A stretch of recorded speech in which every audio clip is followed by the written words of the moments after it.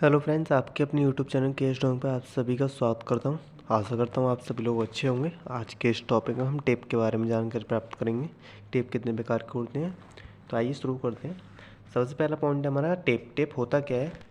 देखो, फीता बहुत ही परिशुद्ध माप के काम आता है। जिस पदार्थ से फीता बना होता है उस पदार्थ के आधार पर फीता निम्न तरह का हो सकता है। यह मुख्यतः 4 प्रकार का होता है।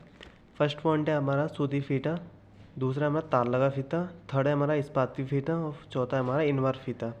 तो इनको विस्तार से डिस्कस करते हैं। नंबर फर्स्ट है हमारा सूती फीता। देखो, सूती फीता एक अच्छे सूत का बना होता है जिस पर बार्निश का रंग दिया जाता है, जिससे पानी का असर नहीं होता है। यह 12 से 15 mm चौड़ा होता है और हल्केपन व लचक के कारण ऊबड़ खाबड़ माप कर सहायक माप जैसे कि कसका आदि में बहुत काम आता है। सूती फीता 33 foot, 50 foot, 66 foot, 100 foot, 10 metre, 20 metre और 30 मीटर की लंबाइयों में मिलता है। फीते के दोनों सिरों पर पीतल के छल्ले होते हैं जिससे उसे आसानी से पकड़ा जा सके। इन दोनों छल्लों की लंबाई भी फीते की कुल लंबाई में शामिल होती है। सूती फीता खींचने पर आसानी से बड़ा हो जाता है व इस पर पानी का भी असर जल्दी होता है। इस कारण परिशुद्ध सर्वेक्षण में इसका ज़्यादा उपयोग नहीं किया जाता है। मतलब ये है कि जब हम इसको उपयोग में लेते हैं तो ये थोड़ा खिंच जाता है। इससे इसकी जो सेंटीमीटर या मीटर जो भी आप ले के चल रहे हैं उसमें कमी आ जाती है। तो ये आप इसके डायग्राम देख सकते हैं। हम यहाँ पे सेकंड पॉइंट की बात करते हैं। तार लगा फीता यानी मेटेलिक टेप क्या होता है? यह फीता जलावेश सूत का बना होता है जिसमें सूत के धागों के साथ साथ पीतल, तांबे या कांसे के पतले तार भी साथ साथ बुने होते हैं। ऊपर से इस पर भी वार्निश किया जाता है ताकि पानी का असर ना हो। धातु के तार की बुनाई के कारण यह फीता तनाव या खिंचाव के कारण बड़ा नहीं होता। इसके साथ ही यह फीता बहुत हल्का, लचकदार और मजबूत होता है। इन गुणों के कारण यह फीता आम सर्वेक्षण में जैसे अनुप्रस्थ तलेक्षण, धराकृति सर्वेक्षण, पटल सर्वेक्षण आदि में बहुत काम आता है। यह फीता 10, 20, 30, 50 मीटर की लंबाई में मिलता है। इन फीतों के दोनों सिरों पर पीतल के एक ही छल्ला लगा होता है जो फीते से किसी धातु की पत्ती द्वारा जुड़ा होता है। दोनों सिरों के पास 10 सेंटीमीटर लंबाई पर चमड़े या प्लास्टिक की अतिरिक्त पट्टी लगाई जाती है। फीते पर 1 सेंटीमीटर तक के अंश अंकित होते हैं। इस पे 1 सेंटीमीटर जो होता है उसके तक के अंक इस पे अंकित रहते हैं। आपको ज़्यादा कुछ नहीं, जो फीते की लंबाई है और ये कितने कितने फुट में और किस मेटल का बना होता है, सिर्फ ये याद रखना है। तो हम थर्ड पॉइंट की अगर बात करें तो आता है हमारा इस्पाती फीता यानी स्टील टेप। यह सही व विस्तृत माप के लिए इस्पाती फीते का उपयोग होता है। यह इस्पात की बनी 6 mm से 10 mm चौड़ी हल्की पत्ती का बना होता है जिस पर निशान या अंश बहुत ही परिशुद्धता से अंकित होते हैं और इनके दोनों जो सिरे होते हैं उस पर पीतल का एक एक जो हैंड टाइप होता है वो लगा होता है, छल्ला लगा होता है जिससे इसे पकड़ के आसानी से प्रयोग में लाया जा सके। इसकी लंबाई फीते की निर्धारित लंबाई में शामिल रहती है। यह 1, 2, 10, 20, 30 और 50 मीटर की लंबाई में मिलता है।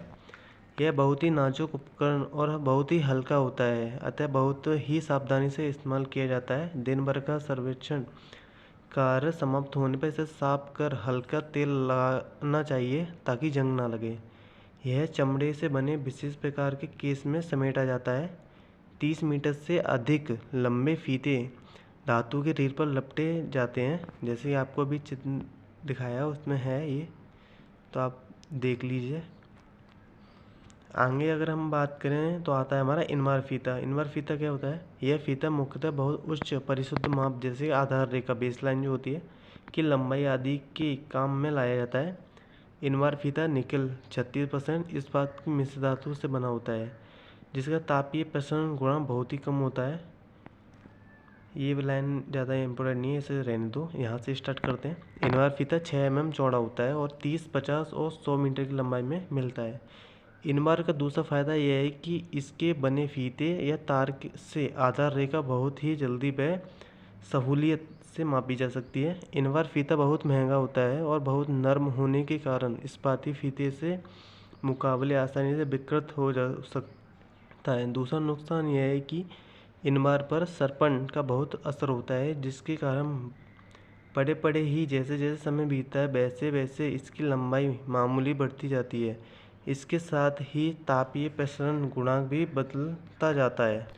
अतः ये जरूरी है कि इसकी लंबाई व तापीय प्रसरण गुणांक समय समय पर मालूम किए जाएं। इन बार फीते में यह दुविधा है कि यह जल्दी मुड़ जाता है और टूट जाता है।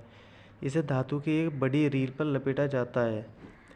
जैसे अभी आपको जो दिखाया था दिखाऊं तो उसमें है ये थोड़ा परिशुद्ध तो रहता है, लेकिन ये टूटने का बहुत ज़्यादा चांस रहता है। जैसे ये आपको दिखाऊं, ये है इनवार फीता।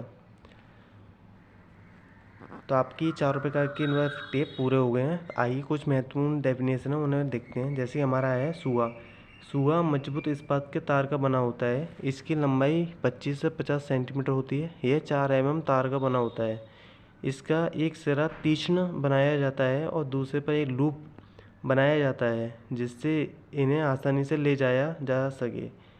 हर जरीब के साथ 10 सुए आते हैं। हर जरीब दूरी के बाद जमीन में एक सुआ गाड़ा जाता है। सुए के लूप पर एक सफ़ेद या लाल कपड़े का फीता बांध दिया जाता है, जिससे जमीन में गाड़ा हुआ सुआ दूर से दिखे। भारतीय मानक के अनुसार 40 सेंटीमीटर की लंबाई होनी चाहिए। ये आपका सुआ है, इसका काला रंग है, 4 mm इस्पात तार, ये आप देख लीजिए। आगे पॉइंट की बात करें तो आती है हमारी खुटी। खुटी क्या होती है? खुटी लकड़ी की बनी होती है। यह सर्वेक्षण स्टेशन व सर्वेक्षण रेखा के सिरों की स्थिति अंकित करने में काम आती है। खुटी 15 सेंटीमीटर लंबी व 3 वर्ग सेंटीमीटर मोटी होती है। एक किनारे पर टेपर होती है। यह लकड़ी के हथौड़े द्वारा जमीन में गाड़ी जाती है ताकि 4 सेंटीमीटर लंबाई जमीन के ऊपर रहे। कभी कभी लकड़ी की खूंटी की जगह 1 सेंटीमीटर व्यास की लोहे की खूंटी या कील काम में लाई जाती है। तो आपको मेन पॉइंट बता रहे हैं और मेन चीज़ें आप इसमें से लिखें, पूरा आपको लिखने की ज़रूरत नहीं है। अगले पॉइंट की बात करें तो आता है हमारा आरेखन दंड। आरेखन दंड 2 से 3 मीटर लंबा होता है। इसके नीचे के सिरे पर लोहे का भारी साम लगाया जाता है, जिससे इसे आसानी से ज़मीन में गाड़ा जा सके। आरेखन दंड काला सफ़ेद या लाल सफ़ेद या काला लाल या सफ़ेद रंग के एकांतर पट्टे से रंगा होता है ताकि वे पट्टे दूर से दिखें। इनकी जो लंबाई होती है वो 0.2 मीटर होती है, ताकि काम पड़ने पर इसकी छोटी लंबाई सन्निकट मापी जा सके। यह दंड अंतर्वर्ती बिंदुओं का सर्वेक्षण रेखा में आरेखन करने के काम आता है। ये गोल या अठपहलू होते हैं और संशोधन व सीधे ग्रेन की लकड़ी के बने होते हैं। साधारणतः आरेखन दंड 200 मीटर तक की दूरी से दिख जाते हैं। यदि दूरी ज़्यादा हो तो दंड की ऊपरी किनारे पर 30 से 50 वर्ग सेंटीमीटर कपड़े का लाल सफ़ेद या पीला झंडा लगाया जाता है। मतलब ये जो आपको वाइट कलर का एरिया दिख रहा है ऊपर, इसमें पहले वाले में आरेखन दंड में, तो यहाँ पे आप एक कपड़ा लगा दीजिए सफ़ेद कलर का या लाल का या पीले कलर का। दूसरे पॉइंट की बात करें तो आरेखन बांस भी आरेखन दंड की तरह होते हैं। फ़र्क तो सिर्फ इतना है कि आरेखन बांस लंबा व बड़े व्यास का होता है और लंबी रेखाओं के आरेखन के काम आता है। साधारणतः ये रंग नहीं होते हैं, किंतु हर बांस पर कपड़े का एक बड़ा झंडा जरूरी होता है।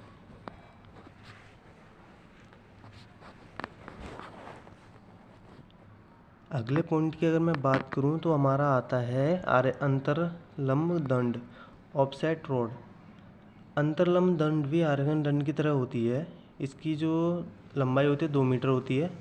इस लंबाई में 10 पट्टे होते हैं जो एकांतर रंगों में रंगे होते हैं। नीचे के सिरों पर एक भारी साम होता है और ऊपर के सिरे पर एक हुक्नुमा खांचा होता है, जिसकी सहायता से जरीब को झाड़ी आदि बाधाओं से निकाला जा सके। दंड के पास के लक्ष्यों या बिंदुओं के कस के सन्निकट मापने के काम भी लाया जाता है। अगले पॉइंट की अगर मैं बात करूँ तो आता है हमारा साहुल प्रम्बॉब। ये तो ज़्यादातर सब लोगों ने देखा ही हुआ। साहुल ढालू जमीन पर जरी मापन करते समय बिंदुओं का जमीन पर रूपांतरण करने के काम आता है। इस आरेखन दंड को ऊर्ध्वाधर करने के लिए भी काम में लाया जाता है।